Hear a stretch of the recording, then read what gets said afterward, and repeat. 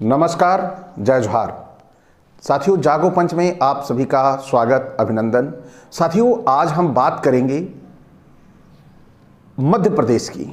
और मध्य प्रदेश में जिस कदर आपने देखा, भाजपा और आरएसएस ने किस प्रकार यादवों के लिए दाना डाला है, यादवों को शिकार बनाने के लिए कैसे उन्होंने चुंबक तैयार करके दे दिया है, कैसे यादवों को अपने झांसे में लाना है, कैसे उन्हें फंसाना है, यह तो आप सभी देख ही चुके होंगे।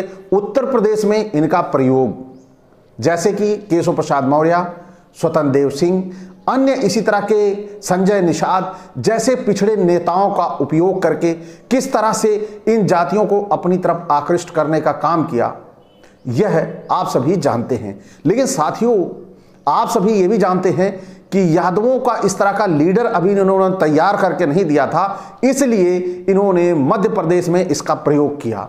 इस प्रयोग में यादव जो अपने आप को हिंदू कहने की होड़ में लगा रहता है, ये हालांकि मैं ये दावे के साथ कहता हूं, उत्तर प्रदेश और बिहार के यादव इस झांसे में तो नहीं आते, लेकिन पश्चिम के कुछ यादव ऐसे हैं जो हिंदुत्व की होड़ में शामिल होकर अपने आप को इनका शिकार बना लेते हैं। इन्हीं शिकारों का भय है कि यह इस चुंबक की तरफ आकृष्ट होकर कहीं ऐसा ना हो अपनी पैर पे कुल्हाड़ी मार लें।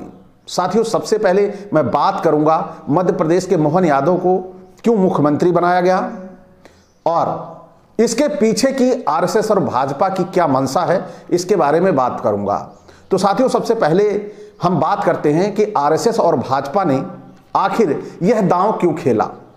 तो साथियों, यह दांव खेलने का उनका सबसे बड़ा अभिप्राय, जो अभी बिहार में जातिगत जनगणना हुई है, उस जातिगत जनगणना को लेकर उनके मन में यह भय हो गया कि 14% यादव है और इसी तरह अन्य जातियों की संख्या पता लग गई।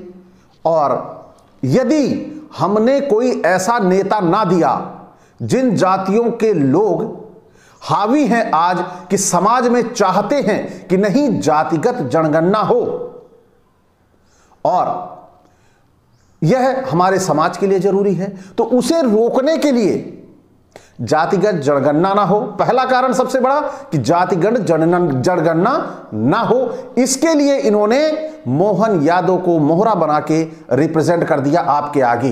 अब यादव मध्य प्रदेश का खामोश हो जाएगा और उसके मुंह से एक आवाज नहीं निकलेगी जातिगत जनगणना की, यानी कि पूरे पिछड़े के समूह को साधने का यह बहुत बड़ा काम किया गया है। और साथियों, इसका दूसरा भी कारण है। दूसरा कारण यह है कि हिंदुत्व की होड़ में जिस कदर यादव लिप्त है, उस कदर अन्य जातियां थोड़ा कम होंगी, क्योंकि प्रमुखता से हिंदुत्व का जो सुरक्षा कवच है वो यादव है और इसी सुरक्षा कवच को साधने का काम करने का प्रयास इनका दूसरा रहा है। और साथियों, तीसरा कारण है, जितने भी ओबीसी पार्टियां हैं, ओबीसी एससी पार्टियां हैं, उन पार्टियों में ओबीसी को पकड़ने की, ओबीसी को साधने की जो नाकामी है, उस नाकामी का फायदा उठाया भाजपा और आरएसएस ने और पिछड़ों को साधने का काम कर लिया। तीसरा कारण यह है। चौथा कारण है कि जो ये पूरा का पूरा ओबीसी समुदाय है, वह मध्य प्रदेश में बगावत में चल रहा था, यानी ओबीसी महासभा द्वारा जगह जगह जातिगत जनगणना के कार्यक्रम कराए जा रहे थे और बड़ी प्रमुखता के साथ ओबीसी के हितों की बात कर रहे थे। तो उस ओबीसी हितों के बात को खामोश करने के लिए उन्होंने मोहन यादव को मुख्यमंत्री बना दिया। लेकिन ये आप सभी भली भांति जानते हैं कि ओबीसी का कितना भला करेंगे ये भाजपा आरएसएस वाले, यह आपको उत्तर प्रदेश में छिपा नहीं है। उत्तर प्रदेश में साफ साफ दिखता है कि ओबीसी का हित कितना हुआ। इससे पहले भी मध्य प्रदेश में शिवराज थे, उन्होंने ओबीसी को कितना हित किया यह आप सबसे छिपा नहीं है। लेकिन साथियों, इनके साजिशों और मंशा को समझना होगा। इसमें गलती हमारी है। हमारी गलती कैसे है? हमारी गलती यह है कि हमारे जो नेता, जिसे हम बहुजन कहते हैं, जिसे हम समाजवादी कहते हैं, जिसे हम अन्य दलों को जो अपने आप को अपनी जाति का स्वयंभू रक्षक बताते हैं या स्वयंभू उनके मुखिया बताते हैं, ऐसे लोग जब तक ब्राह्मणों के पीछे दौड़ते रहेंगे, सवर्णों के पीछे दौड़ते रहेंगे, यानी अब आज हम बात करते हैं कि जितना तवज्जो हमारे अखिलेश जी, जितना तवज्जो हमारे बहन जी और अन्य जैसे हमारे लीडर हैं, जो पिछड़ों में लीडर हैं, उनकी पार्टियां बनी हैं, उनमें जितना तवज्जो इन ब्राह्मणों को दिया जाता है, उतना तवज्जो वो अपनी जाति के लोगों को नहीं देते हैं, उतना तवज्जो वो अपने पिछड़े भाइयों को नहीं देते हैं। और इसका फायदा पूरा का पूरा भाजपा उठा रही है। जिस तरह भाग रहे हैं सारे ब्राह्मणों की तरफ कि नहीं, वो मेरी पार्टी में होना चाहिए, प्रबुद्ध प्रकोष्ठ बना देंगे और उसका मुखिया जो है ब्राह्मण को बना दे। प्रबुद्ध क्या ब्राह्मण ही है? और जब प्रबुद्ध प्रकोष्ठ पे यहां उसको बना दिया और वो बैठा हुआ प्रबुद्ध प्रकोष्ठ क्या कर रहा है? कोई प्रबुद्ध का काम नहीं कर रहा है। अब सारी की सारी वहां की जेनेटरी नीचे की खाली कर दे रहा है और वो सारे भाग के भाजपा की तरफ चले जा रहे हैं। आखिर ऐसे जो साजिशें भी हो रही हैं या जो ये ब्राह्मणी मोह है, इस ब्राह्मणी मोह को इन बहुजनों को, समाजवादी पार्टियों को खत्म करना पड़ेगा और अपने लोगों को साधना होगा। और अगर अपने लोगों को ये साध नहीं पाएंगे तो इनके लोगों को दूसरा साध ले रहा है, ये साफ साफ दिखाई दे रहा है। और हिंदुत्व का एक ऐसा एजेंडा है, जबकि सुप्रीम कोर्ट से हिंदू शब्द पे रोक लगी है, लेकिन ये हिंदू शब्द जो है यह एक प्रोडक्ट है, ये कॉर्पोरेट प्रोडक्ट है। और इस कॉर्पोरेट प्रोडक्ट को कैसे इस्तेमाल करना है यह भाजपा बहुत अच्छी तरह जानती है। भाजपा का जन्म ही हिंदू शब्द पे हुआ है। अगर आज वो हिंदू शब्द छोड़ दे तो वह पूरी तरह से नेस्तनाबूद हो जाएगी। तो साथियों, वह बड़े एजेंडे पे काम कर रही है। उस बड़े एजेंडे को समाप्त करने के लिए, खत्म करने के लिए हमारे जो बहुजन के लीडर हैं, समाजवादी लीडर हैं, जो चाहते हैं कि वास्तव में समाजवाद आना चाहिए, वो ये पूरी तरह से उन्हें तैयार होना पड़ेगा। समाजवाद लाने के लिए सबसे पहले हमें उच्च को नहीं साधना है, हमें उनको साधना है जिनको उपेक्षित किया गया था, जिनके साथ शोषण किया गया था, जिसको नीचा बनाया गया था। जब तक हम उसको ऊंचा सम्मान नहीं देंगे तब तक समाजवाद की कल्पना करना भी झूठ है। और अगर हम खाली नाम रख लेंगे या हमने कह लिया कि नहीं हम समाजवादी हैं, हम बहुजन हैं, और हमने क्या किया? हमने ना बहुजन को साधा, ना समाजवाद के उन लोगों को साधा जिन्हें समाजवाद की जरूरत है, तो हमारे साथ क्या होगा? आएगा दूसरा आतताई, वो देखेगा कि इसको अगर थोड़ा सा सम्मान दे दो तो निश्चित तौर पर भाग आएगा। इसी तरह हुआ। आज बहुजन शब्द से यादव का जुड़ाव नहीं हो पाया, इनका प्रेम नहीं हो पाया, क्योंकि यादव पर बहुजन के लिए किसी ने काम नहीं किया। उसके बाद फिर आता है समाजवाद। अब समाजवाद पे भारी पड़ जाता है क्या? जो जहां समाजवाद का जुड़ाव नहीं है, समाजवाद जहां पहुंच नहीं पाया, क्योंकि समाजवाद का विस्तार जो है बहुत सुस्त गति से है, तो वहां उससे पहले हिंदुत्व का एजेंडा वहां पहुंचा हुआ है। और जो हिंदुत्व का एजेंडा पहुंचा हुआ है उसके कारण हमारे जो हिंदुत्व का दंभ भरने वाले यादव लोग हैं, मौर्य लोग हैं, पाल लोग हैं और पटेल लोग हैं, ये सभी के सभी इस हिंदुत्व के एजेंडे का शिकार बन जाते हैं। क्योंकि शिकारी बहुत चालाक है, वह जो दाना फेंकता है वह दाना भी इसी उसमें फेंकता है कि यह दाना इसके काम का है, और जो हिंदुत्व वाला दाना जो फेंकता है उसका वो शिकार बनता है, पक्का शिकार बनेगा, नो डाउट। क्योंकि आज लड़ाई हो रही है। मैंने अभी ट्विटर पे देखा था और फेसबुक पे देखा था कि कुछ यादवों ने लिखा था कि हमारा धर्म हिंदू धर्म नहीं है, उन्होंने हिंदू को भी त्यागा। और दूसरा क्या कह रहा है, हमारा धर्म जो है वो यादव धर्म है। और तीसरा यादव क्या कह रहा है, हमारा धर्म भागवत धर्म है।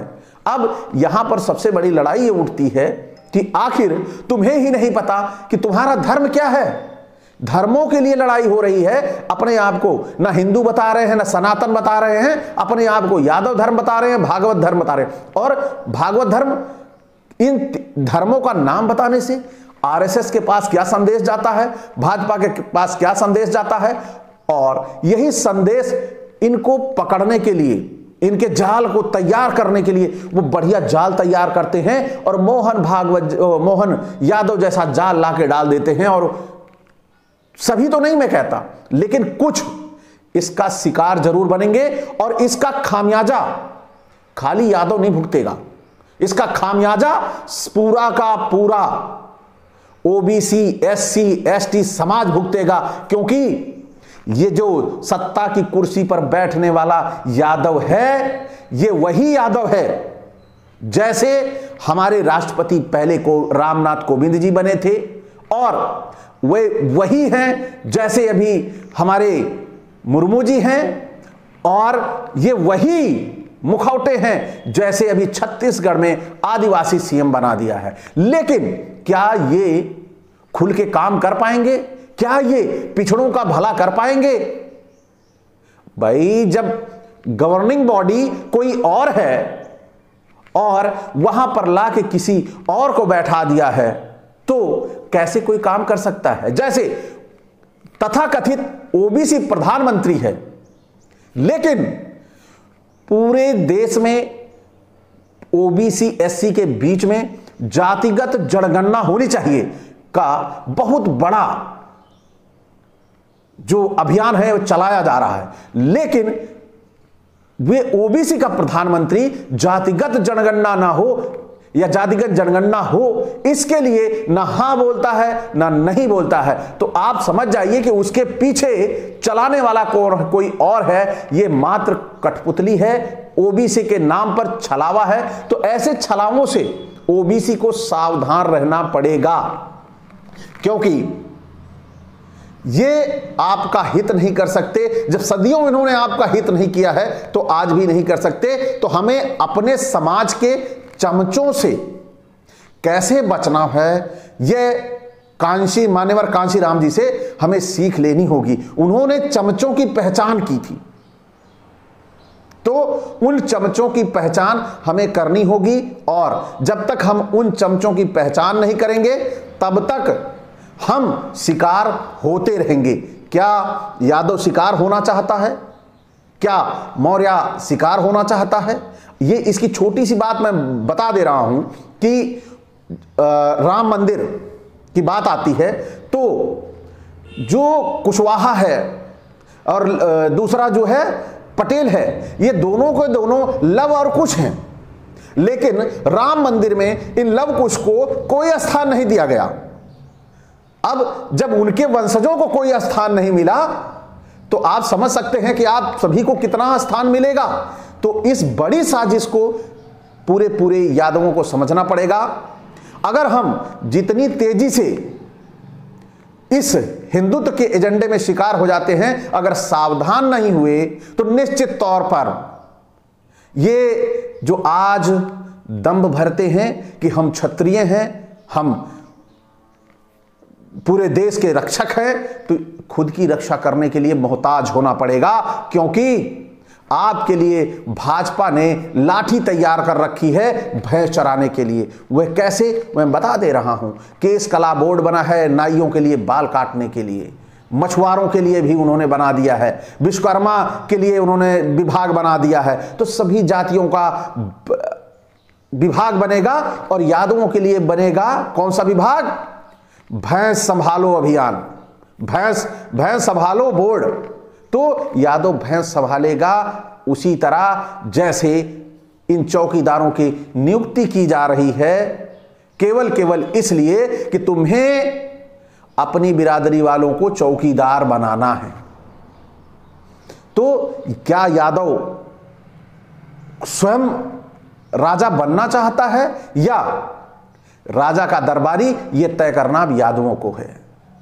तो साथियों, आज का ये वीडियो जो मेरे विचार हैं कैसे लगे, और अगर ये विचार संदेश में समाज में प्रचारित होने चाहिए, हमारे समाज को सावधान होना चाहिए, तो साथियों इस वीडियो को ज़्यादा से ज़्यादा शेयर करें, और साथ ही अगर मैंने अच्छा बोला हो तो लाइक जरूर करिएगा। इसी के साथ आपसे विदा चाहूँगा। जय भीम, जय मंडल जी।